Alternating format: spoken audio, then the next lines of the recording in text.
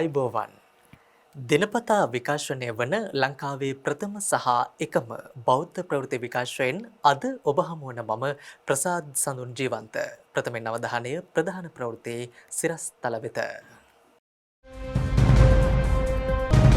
බහිරවකන්ද ශ්‍රී Maha Bodhi විහාරයෙන් Covid වලින් බැටකෑ පිරිස් වෙතට සරණක් වෙද්දී දකුණු කොළඹ ශික්ෂණ රෝහලේ ගැබිණිම වරුන්ට බෙල්ලන්විල රාජමහා විහාරයෙන් උපකාරයක්.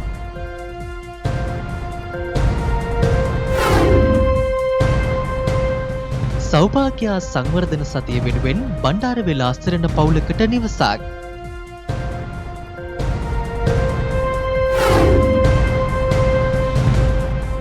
කාබනික පොහොරෙන් වගා කරන්නට මහවැලියල් කලාපයත් සූදානම්.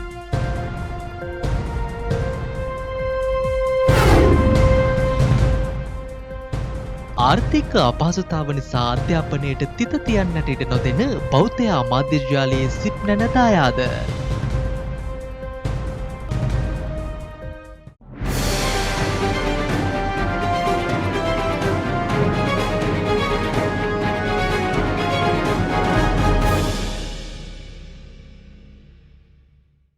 කොවිඩ් ව්‍යාප්තිය හමුවේ මේ වන විට බොහෝ පිරිසක් ආදායම් මාර්ග අවහිර වී නොයෙකුත් දුෂ්කරතාවයන්ට මුහුණ දී සිටින බවත් තවත් අයෙකු වෙනුවෙන් පිහිටවීමේ හැකියාව ඇති සෑම අයෙක්ම ඉදිරිපත් වේ මනුෂ්‍යත්වයේ උදාරතර ගුණය පෙන්눔 කළ යුතු අවස්ථාවක් දැන් එළඹ තිබෙන බවත් බහිරවකන්ද ශ්‍රී මහා බෝධි විහාරාධිපති පූජ්‍යපාද යටවත්තේ ධම්මානන්ද නාහිමියන් පැවසුවා.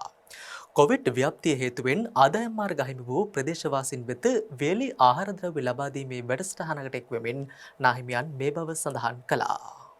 බහිරවකන්ද ශ්‍රී මහා බෝධි විහාරස්ථානයේ කේන්ද්‍ර කරගනිමින් වේලි ආහාර ද්‍රව්‍ය පරිත්‍යාග කිරීම පසුගියදා සිදු කෙරුණේ ජාත්‍යන්තර බෞද්ධ සංස්කෘතික සමාජ සේවා පදනමෙත් බුද්ධ ප්‍රදීප සමාජ සත්කාරක පදනමෙත් දායකත්වය මතයි. ඒ වගේම මේ අවස්ථාවට ඇතුළු වගේම අපේ විහාරස්ථානයේ සතිය බෞද්ධ සංරක්ෂණ සභාවේදී මේ විදිහේ බොහොම විචිතින් සිදු කරන්නට මේ සඳහා බහිරවකන්ද ශ්‍රී මහා බෝධි විහාරාධිකාරී ධර්මරාජ විද්‍යාලයේ ආචාර්ය බුද්ධ ප්‍රදීප සමාජ සත්කාරක ආයතනයේ විධායක අධ්‍යක්ෂ පූජ්‍යපාද මක්කානිගම බුද්ධදත්ත නාහිමියන් ඇතුළු මහා සංඝරත්නයත් මහනුවර නාගරික මන්ත්‍රීණී ආචාර්ය පර්ල් ජයසිංහ මහත්මිය ඇතුළු පිරිසක් සහභාගී වී සිටියා. ජාත්‍යන්තර බෞද්ධ සංස්කෘතික සමාජ සේවා පදනම අපි සිදු කරන බුද්ධ ප්‍රදීප සමාජ සේවා සාහිත්‍ය මාධ්‍යාලයේ අනුග්‍රහයක් ලැබිලා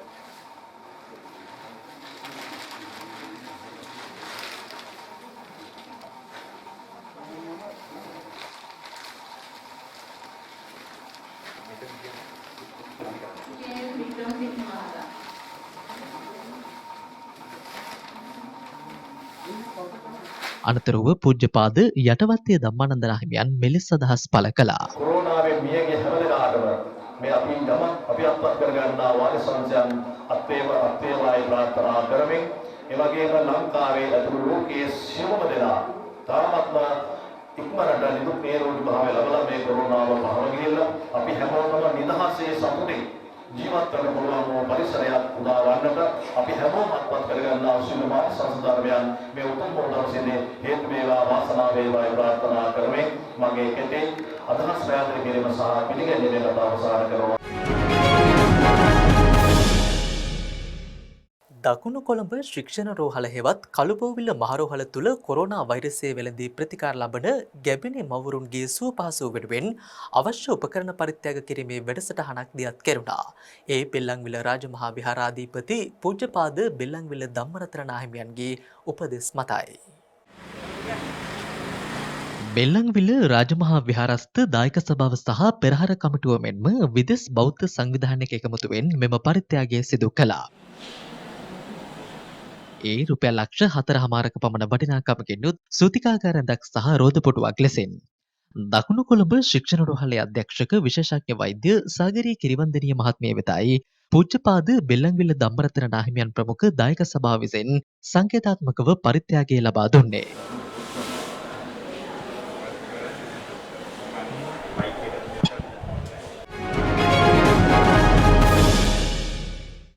මේ අතර පිළියන්දල නගරයේ ව්‍යාපාරිකයෙකුගේ ප්‍රධානත්වයෙන් පිළියන්දල දිසාරෝහලේ සෞඛ්‍ය සේවකයන්ගේ ප්‍රයෝජනයට මෙන්ම පිළියන්දල සෞඛ්‍ය වෛද්‍ය නිලධාරී කාර්යාලයටද කැස්පෑව නගර සභාවේ සේවකයන්ගේ ප්‍රයෝජනය වෙනුවෙන් කොවිඩ් ආරක්ෂක ඇඳුම් කට්ටල 70ක් අද පරිත්‍යාග කළා.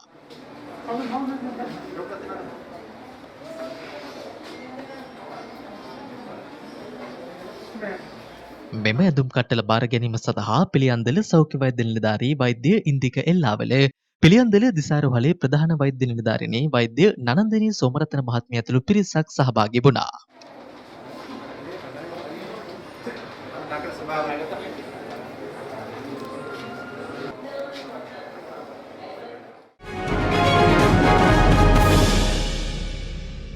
අතිගරු ජනාධිපති ගෝඨාභය රාජපක්ෂ මහතාගේ සෞභාග්‍යයේ දැක්මට අනුව සමෘද්ධි සංවර්ධන දෙපාර්තමේන්තුව මගින් ක්‍රියාත්මක වන සෞභාග්‍ය සංවර්ධන සතිය යටතේ නිවාස ලබා දීමේ ව්‍යාපෘතියක් ක්‍රියාත්මක වනවා. වැඩසටහනේ තවත් අධීරක් ලෙසට බණ්ඩාරවෙල ප්‍රාදේශීය ලේකම් කොට්ටාශයේ කිනිකම වසමේ අඩු ආදායම්ලාභී පවුලක් වෙත ඊයේ නිවසක් පරිත්‍යාග කළා. මදුල්ල දිස්ත්‍රික් සමෘද්ධි අධ්‍යක්ෂක WMP විජේ බණ්ඩාර සහ බණ්ඩාරවෙල ප්‍රාදේශීය ලේකම් තරංග රත්නායක යන මහත්වරුන්ගේ ප්‍රධානත්වයෙන් නිවස පරිත්‍යාග කිරීමේ වැඩසටහන දියත් වුණා.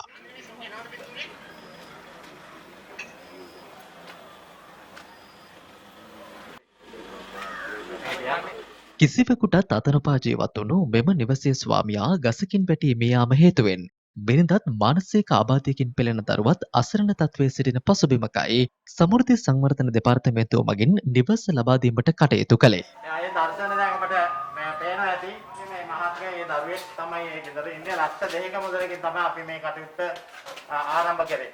අසරණ පවුල් වෙත නිවාස ලබා දීමේ මෙම නිවාස වැඩසටහන යටතේ වැඩසටහන් කිහිපයක් ක්‍රියාත්මක අතර දිරිය පියස නිවාස වැඩසටහන යටතේ නිවාස 8ක්ද සෞභාග්‍ය නිවාස වැඩසටහන යටතේ නිවාස 75ක්ද නිවාස ලොතරැය යටතේ නිවාස 15ක්ද මෙම සතිය තුල මුල්ගල් තබා ආරම්භ කිරීමට සැලසුම් කර ඇති අතර පසුගිය වර්ෂයේ දෙසැම්බර් මාස ආරම්භ කරන ලද නිවාස 18ක්ද මෙම සතිය තුල ජනතා අයිතියට ලබා දීමට නියමිතයි.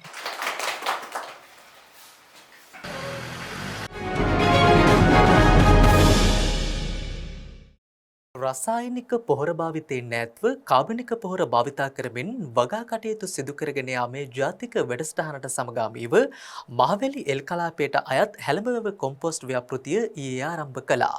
ඒ විෂයභාර රාජ්‍ය අමාත්‍ය සිරිපාල ගම්ලත් මහතාගේ ප්‍රධානත්වයෙන් වැඩසටහන යටතේ මහවැලි එල් කලාපයට අවශ්‍ය කොම්පෝස්ට් පොහොර එම ප්‍රදේශයෙන්ම නිෂ්පාදනය කිරීමටත් ඉදිරියේදී සම්පූර්ණයෙන්ම කාබනික පොහොර භාවිතයෙන් වගා කටයුතු සිදු කිරීමටත් අපේක්ෂිතයි.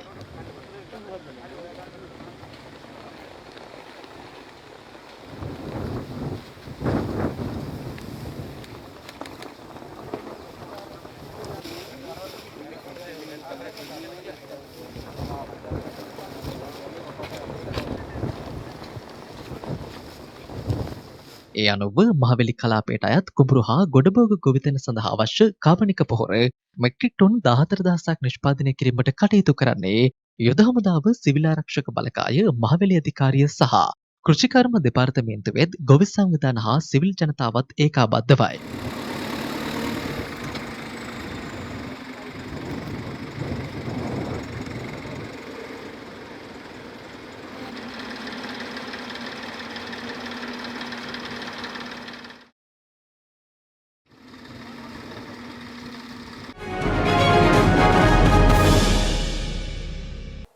ආර්ථික අපහසුතා හේතුවෙන් මාර්ගගත අධ්‍යාපන ක්‍රමවේදයට අනුව අධ්‍යයන කටයුතු සිදු කිරීම සඳහා විද්‍යුත් තාක්ෂණික පහසුකම් සපයා ගැනීමට නොහැකි වී සිටින දූදරුවන් 400 දෙනෙක් වෙනුවෙන් ටැබ් යන්ත්‍ර 400ක් පරිත්‍යාග කිරීමේ සමාජ සත්කාරක ව්‍යාපෘතියක් ක්‍රියාත්මක කිරීමට බෞද්ධ අමාත්‍ය විද්‍යාලය සැලසුම් කර තිබෙනවා. දැයේ දූපතුන්ගේ අධ්‍යයන කටයුතු සඳහා උපකාර කිරීමේ මෙම දැවැන්ත ව්‍යාපෘතිය නම් කොට ඇත්තේ සිප් නැන දායාද ලෙසින්.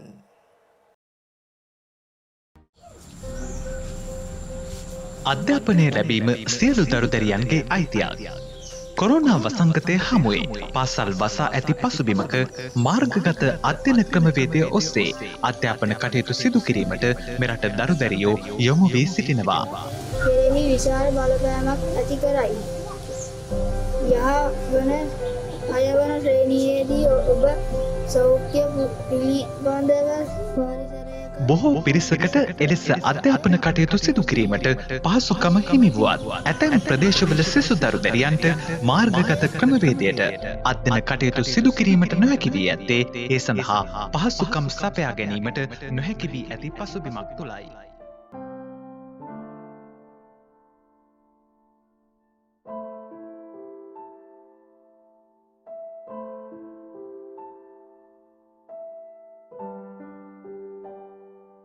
පොතක් පෑනක්වත් මිලදී ගැනීමට නොහැකි තරමට පවතින දුෂ්කර ආර්ථික තත්ත්වයන් හමුවේ දරු දැරියන්ට විද්‍යුත් සංනිවේදන තාක්ෂණයේ පහසුකම ලබා දීම ඇතැම් දෙමව්පියන්ට සිහිනයක්.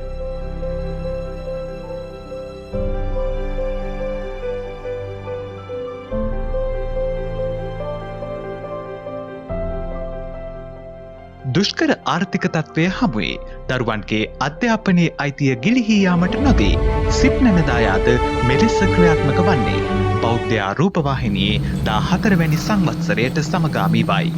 ඒ සඳහා පරිත්‍යාගශීලී ඔබටත් දායකත්වය ලබා දීමට අවස්ථාව හිමිවනවා.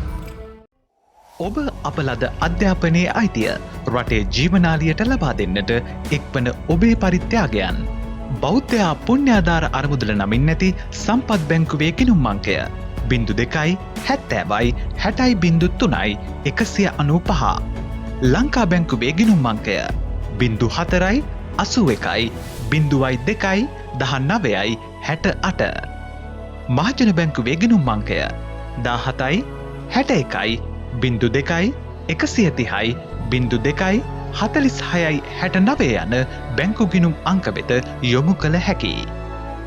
වැඩිදුර තොරතුරු සඳහා විමසන්න 0117 215 288 0114 422 022 071 359 2089 ආර්ථික දුෂ්කරතා හමුවේ ගිලිහෙන සිප්නැන අපේ රටේ ජීවනාලියට දායාද කරන්නට එක්වෙමු.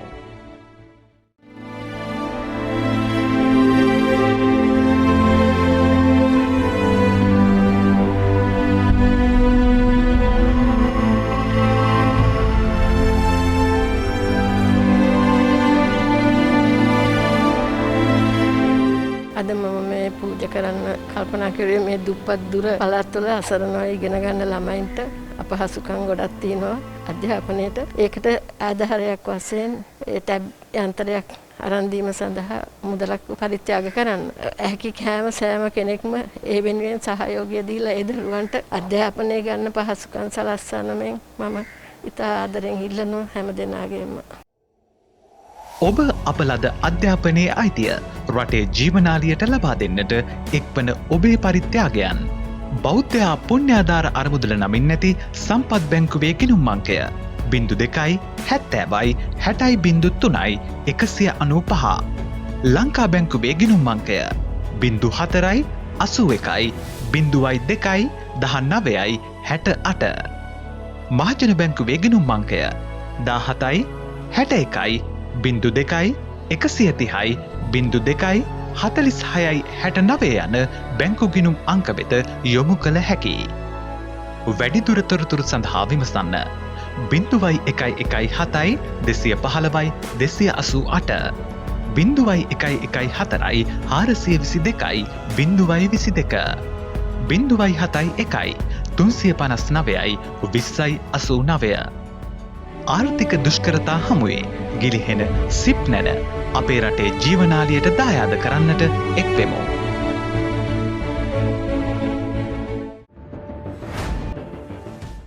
නව කොවිඩ් ප්‍රභේදය ලංකාවේ තිබුණද ජනතාව තිබෙන තැන් සොයා යාම වෙනුවට එයින් ආරක්ෂා වීම සඳහා සෞඛ්‍ය මාර්ගෝපදේශ පිළිපදමින් කටයුතු කිරීමට ක්‍රියා කළ යුතු බව සෞඛ්‍ය සේවා අමාත්‍යාංශයේ නියෝජ්‍ය අධ්‍යක්ෂ ජෙනරාල් විශේෂඥ වෛද්‍ය හේමන්ත හේරත් මහතා පවසනවා.